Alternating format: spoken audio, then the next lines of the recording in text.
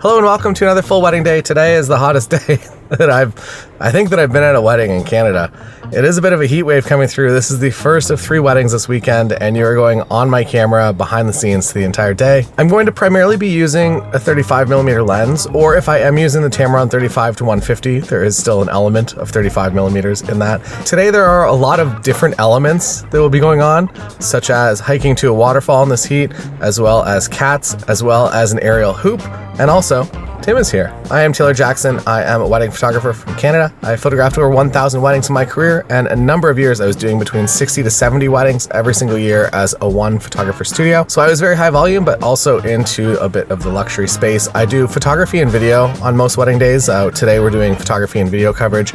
Because I have Tim with me and I trust him a lot, I will have him primarily be doing video. So I'll be doing the photography you're seeing, as well as any of the video clips you see in this video are mine. I'm not going to repurpose Tim's work as my own, even though technically it is for the couple and he's hired under me. I'm not going to use his work as my work, but we are doing a highlight film today with no audio, so music video style. I have a full course over on the member site if you're interested in learning a little bit more about that, start to finish, behind the scenes full wedding day, as well as the editing, the music selection, everything that you would ever need to know about doing hybrid photo video wedding coverage, and also the pricing structure and everything to add it to your business.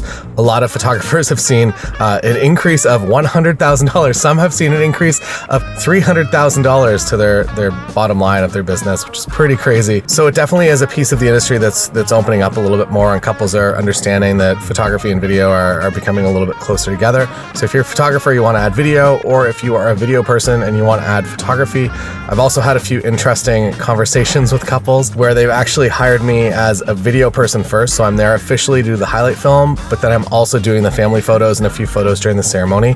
This isn't a package that I offer, but it's actually something that gets requested 2 or 3 times a year, which is kind of cool. So now let's do it. Let's go on to the wedding day. On top of my camera, this is Sony A9 Mark III 35mm f 1.4 GM. Oh my gosh, it's Timothy Muse with a Red Bull. Doing photo and video today. It's exciting, and also it's really hot. Too hot. Is this photo? Oh, this doesn't make noise, I forgot. I'm gonna have to fix that. Exteriors are important because they set the stage for the day.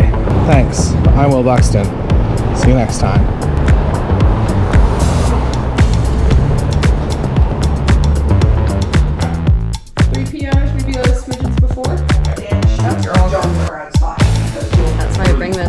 Getting ready coverage, I will pretty much always begin on a 35mm lens, regardless of what camera system I'm using. Today we're using the 35mm f 1.4 GM for Sony, and I love the lens. I pretty much shoot everything at 1.4. For getting ready coverage, the bonus is obviously the fact that you can shoot everything at 1.4 and the background can kind of disappear. As you can see, there's a little bit going on today in the background, and to make that just disappear into nice out of focus areas is a little bit easier than me doing a generative fill on every single individual item for all the photos of the gallery. Can obviously do that. If I was shooting at 2.8, I would probably have to do that, to be honest, if I was on a 24 to 70, but at 1.4, it's not really a problem.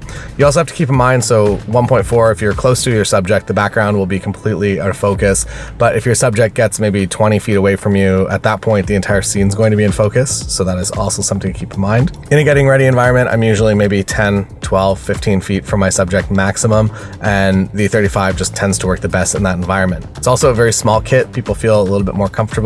You don't got the big 35 to 150 on yet, so they're not too intimidated by your lens. I don't know if they would be, or the professional that's there to do the job. I'm sure some people, maybe if they're not super keen on having their photo taken, they might be a little bit more standoffish, but with 35, and especially today, the crew is very welcoming to us and there's no problems. But on a usual wedding day, my couples are a lot more introverted, I would say, and a little bit quieter, and a large camera, you show up with yourself and 5 other people with cameras and a lot of gear, and people are going to be a little bit nervous. They're going to be like, oh, is this a reality show production? I guess we'll put our fake smiles on. All right, take our picture, please. I'm so happy to be here and not uncomfortable at all. And I think by using a smaller camera, it allows people to open up a little bit faster. It also is just ergonomically, it's nice for me that I can just kind of, especially with eye autofocus, I can easily just be capturing a lot of candidates without really looking through my viewfinder. I actually never look through my viewfinder, which is maybe how you do things, maybe it's not. I used to, obviously DSLR, I would always be looking through my viewfinder.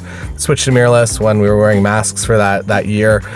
My mask would fog the viewfinder up, so I wasn't actually able to use it a whole lot, so I started using my screen a lot more, and I became a lot more comfortable with it. I feel like you just can can talk to people and be taking their pictures and candidly be capturing moments along the day, rather than making it an official like, okay, I take your picture now. And I feel like film photography is one of the values of that people, when you do that, they really kind of respect that process, and they give you a little bit of something different. So there's value to both, and you can use both on a wedding day. But I have found that it is easier for me to capture what I'm after by just pretty much using the screen the entire time.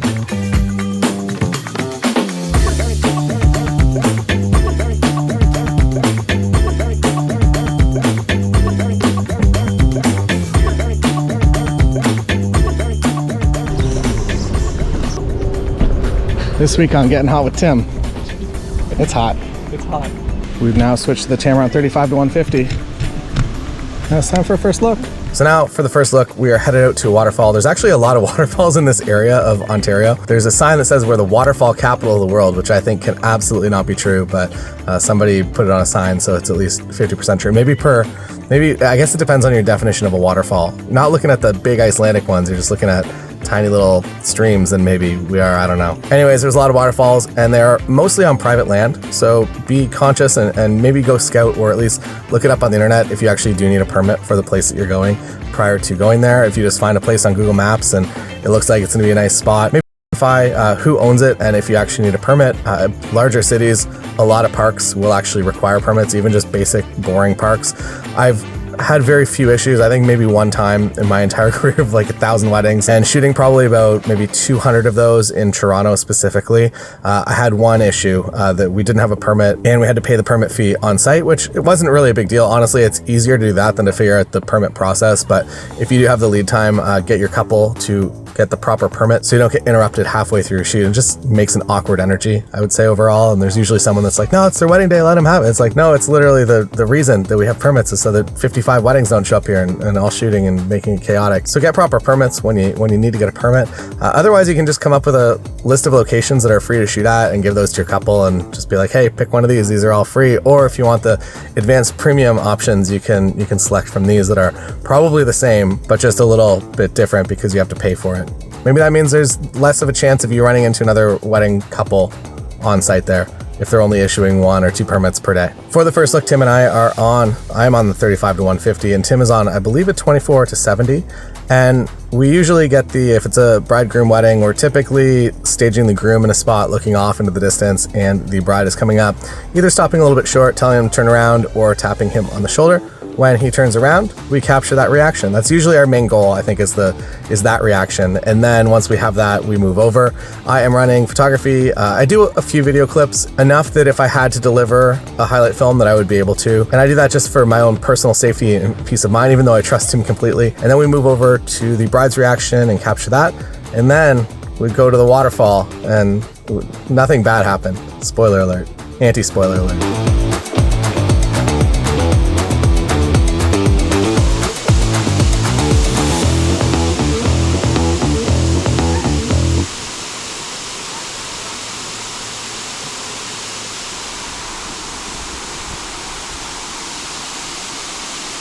Perfect. And if you want to look over here towards me for a few, you just look towards me.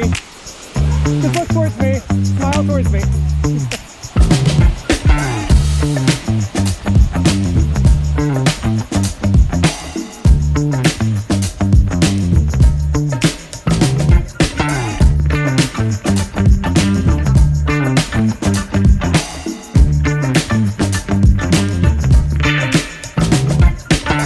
So it's honestly a little bit of a challenging space to do any sort of group portraits. The ground is very uneven, the light is a little bit spotty, and it's actually pretty dark. The GoPro kind of lightens things up, but it is actually kind of in a forest, and even though it is daytime, it is still a little dark in there.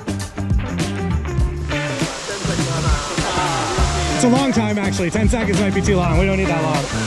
Lots of hands touching each other. More hands.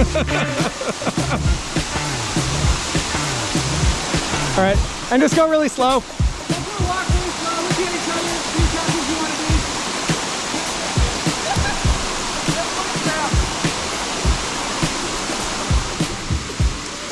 be. All right, that looks great, everyone.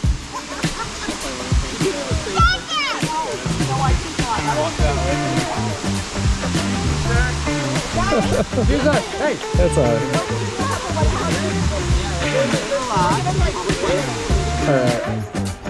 I've been seeing this more often where there is a private vow reading and exchange prior to the ceremony. So if we do a first look, which I probably do at about 50% of my weddings, there is also now an element of exchange of vows as well. And sometimes they do them again during the ceremony, but a lot of the time it's kind of the extended vows that they do now, and then they do a shortened version for the ceremony. If you do find yourself ever doing photos on a forest like this or just a heavily covered green space, the best thing to do is get near wherever there's actually a light properly coming through, so you can see that there's some light bouncing around on the edges of where they're standing, and that actually brings in clean quality of light. If you're in a darker place and you might be in a very what appears to be clean open shade, you will definitely get kind of a green tint to skin, and you can remove it in post and you can get it pretty good, but it's better just to start with good quality of light. The other option is, if you do have full control over your surroundings, is to get them as close to the entrance of the forest as possible. So if they're at the front of the pathway and you're photographing with the forest as the background, that is usually best case scenario. All right. Wonderful. Hey, how's it going? Pretty good. How are you?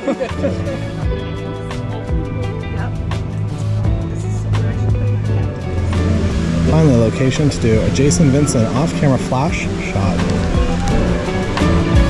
Also, the preset that you're seeing on all of these images is my TJM 2024 preset. It's available for anyone that's a member, or if you did get the preset pack, I am upgrading it as new presets become available.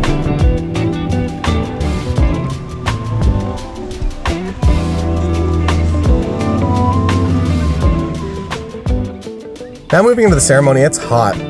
It's really, you can't see it because you're watching video, but it's warm out, and there are thunderstorms all day. So one of the unknowns of this day is the fact that we are just kind of on edge, so that at any moment it could start to thunderstorm. The forecast looks very menacing, and it was not a lot of fun. This entire week leading up to it, the weather looked like this, which is a bit of a bummer. But the good thing that comes with impending rainstorms is hopefully some overcast light, and it was really, really nice. So this is a beautiful outdoor space that is a ceremony space, a permanent one. And in terms of, even if it wasn't cloudy, the sun usually hits a tree and creates some pockets of shade for you, which is really, really nice.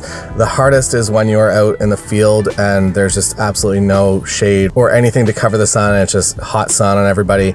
It's not ideal. If that is the case, hopefully you get a cloud for 3 minutes in the ceremony and you can capture, if you do that all your ceremony coverage in the 3 minutes of good light usually. And then you just hope that that overlaps with the first kiss. And sometimes it does, actually. I would say weirdly more often than not, it does happen to work out, at least for us. But today we are fortunate in the fact that it's just overcast skies and it is really easy to work with. I set myself up at the end of the aisle. Tim does as well. So we're both kind of on opposite sides, or Tim might float around a little bit, maybe stand behind the officiant. I feel like it is very nice to kind of get that direct center aisle. So standing behind the officiant sometimes works really well if you do have a zoom lens. 35 to 150 definitely helps out in this situation. And also, depending on which camera system you're using. So for Sony, usually my strategy for focusing, I am on full wide points, so everything. I'm not using tracking mode or anything like that. And I will actually zoom in typically if my eye autofocus point doesn't pick up on the person that I want it to, who's usually kind of center composed. So usually the camera figures it out.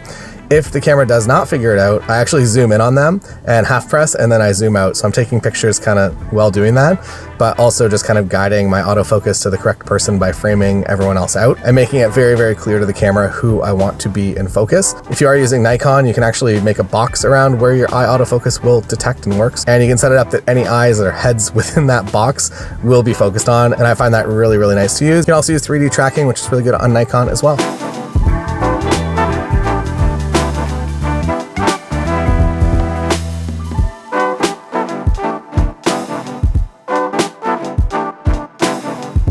I am going again to sing the praises of the Tamron 35 to 150 f2 to f2.8 as the best ceremony lens ever made. I know that there is now a Sigma competitor, or the 28 to 105 f2.8, so it's 2.8 consistent. You gain some additional millimeters on the wide end. For ceremonies specifically, I really love to have the 150 side, and specifically for today, I'm kind of limited with where I can go, so zooming is definitely beneficial. As always, I have one of my C buttons set up to be APS-C crop mode, so I'm kind of bouncing in between APS-C crop mode whenever I need to get photos, and it's usually once the ceremony starts. With everyone coming down the aisle, I am usually just in regular full frame mode. And then as always, I'm conscious of who is in the environment. So in this case, if the groom is standing at the front, I'm not going to stand directly in front of him, blocking everyone coming down the aisle, even if that means that I get maybe a less centered shot.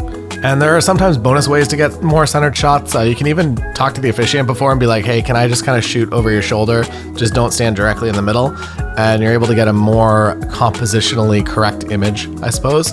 And today is a ceremony with a lot of Jewish elements. So typically that means that the bride and groom swap sides. So typically the groom would be where I am standing and the bride side would be where the groom is. And sometimes that is because of religious reasons. And then sometimes if it's not a Jewish ceremony, it's just because of the way that the light is, or if a specific member of the couple has a preferred side, or maybe they both have a preferred side. Sometimes you switch it up because of that as well.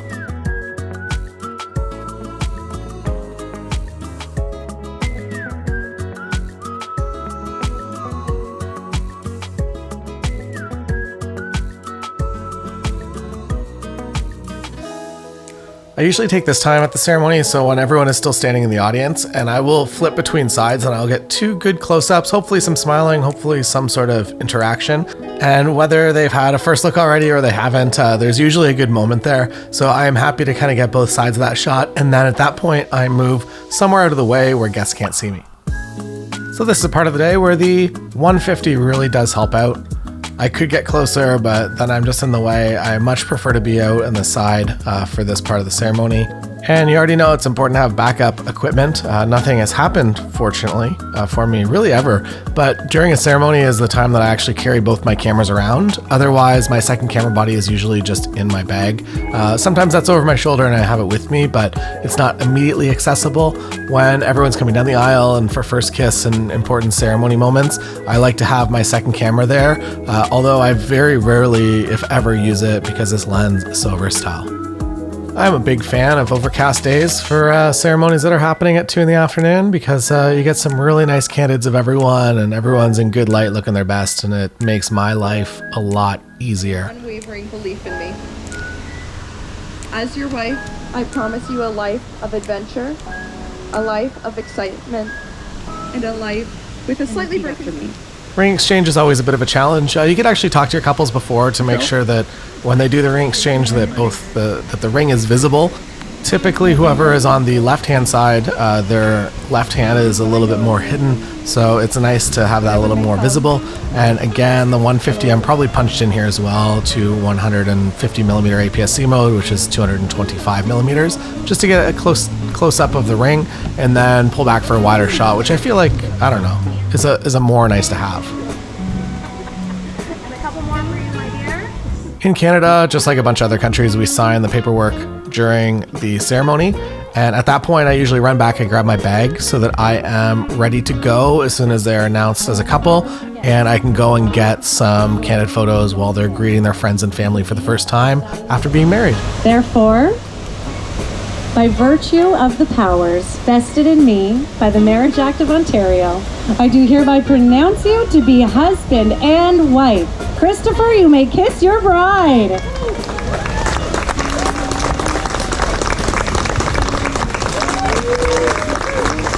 Breaking of the glass. The breaking of the glass holds multiple meanings within the Jewish faith. To shout the Hebrew words, Mazel Tov, meaning good luck and congratulations as they kiss again. Christopher, you're up.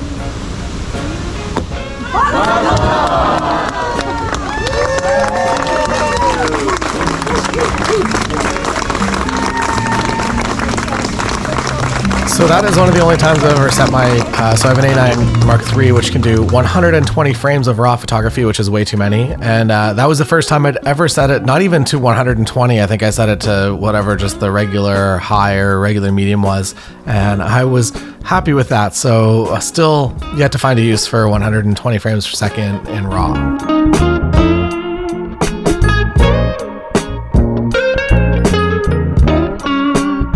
So usually what happens is we'll move from the ceremony into family photos.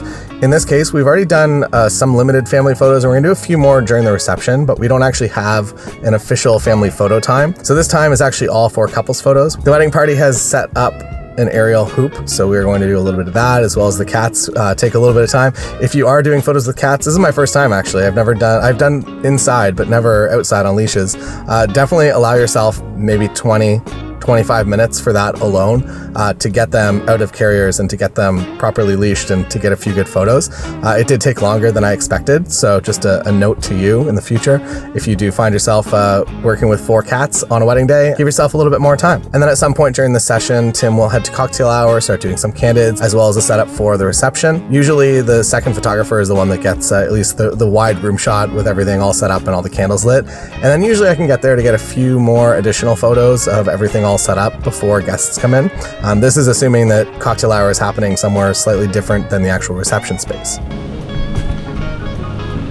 Post ceremony update. It's still really hot. So good. So right now Tim is doing photography and also some video at cocktail hour and also getting the reception details. All right, do you guys want to kiss? Nah. All right. It's too hot. I get it. Perfect. Awesome. All right. Good? All right, whenever you're ready.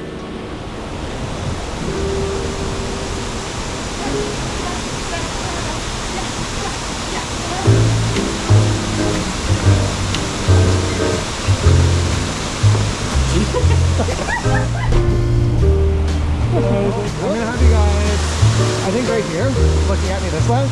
And if you want to look at me for like a few photos and then look at each other and just kind of get really close together, you can even do something like that. That looks really nice.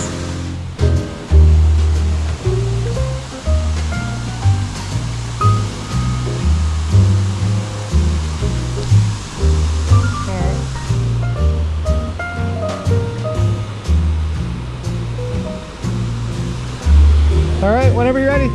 Come on this way. Yeah. Just look at each other, guys. Be as happy as you want to be.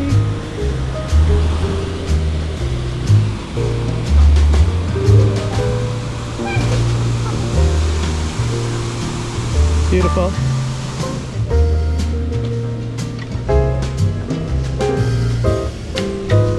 Alright, I'm gonna bring you guys around this corner here.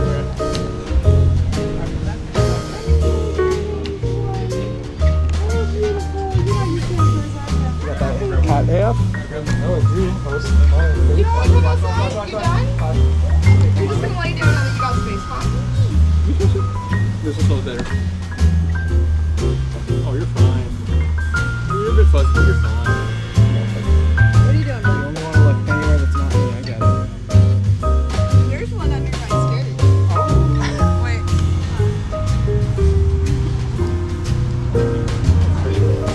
Everybody. Oh, he is so drumming. Oh, yeah. Oh, no. Come here.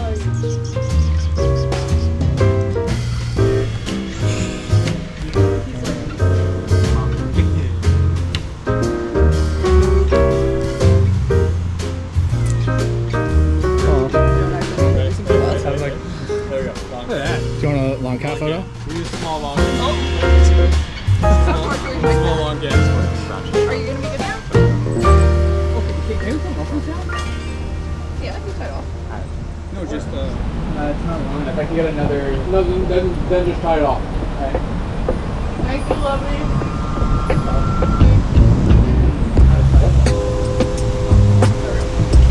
It has begun. All right. Do you want this at any point? Wow! Ship that one.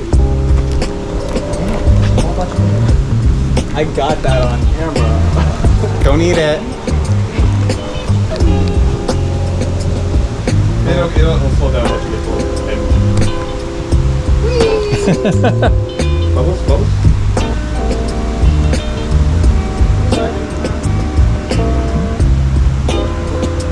Do you want bubbles for a mermaid? Alright, whenever you're ready to let go.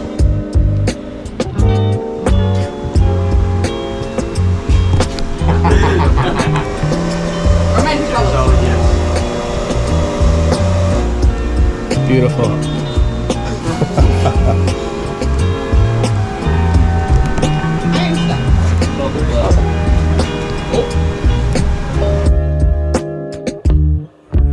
So moving into the reception, this reception space is set up kind of like the letter L.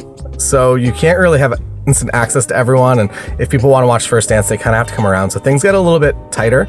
And because of this, the 35 I felt was the correct tool for this. So I stayed on the 35. Tim, I think, was on a 24 prime to do the video. They wanted the full first dance recorded. And one note on dances, choreographed first dances, is it's actually pretty difficult, I would say, overall, to get great photos most of the time. The couple today, Michelle and Chris, did an amazing job. They were smiling and happy and had a bit of a dance smile on, so they didn't look completely stressed out.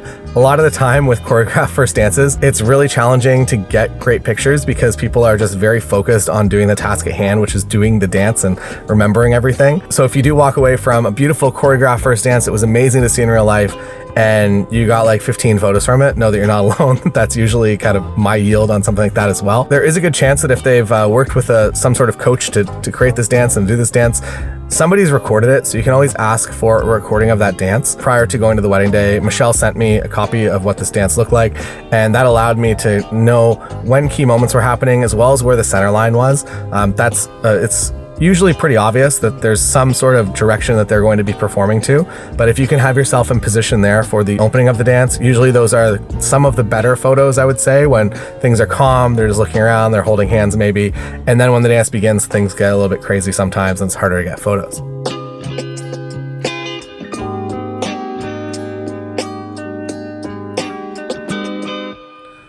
Now moving into the actual reception coverage, I was on a 35 because I had this little pillar here that I was able to hide behind. Usually this is not the case. Usually I am somewhere way out in the back and I have to use an 85 or the 35 to 150 to get that extra reach. Today, the 35 worked out really well. Now moving into dancing, and I was doing a variety. So I used the traditional bounce flash. You just bounce it off the ceiling. The ceiling was white, so it was very easy. I had it set to 1/16 power, and it was just raining down on everyone and making nice quality of light. And then I actually pointed it forwards, and I also left it at 1/16 power, but I increased my f-stop to f7.1 or something approximately around there, and I used it as a direct flash. None of my other settings changed except for that f-stop change. And then I changed my shutter speed to 1/4 of a second, so I was able to get some more light trails and kind of that more dreamy, ethereal look. That's how I did that. It's a lot of trial and error, and it also depends on the venue you're at in terms of numbers. So you can use these maybe as starting points, but don't just be like, okay, we got to use this exact settings in this situation, because it is different at every venue.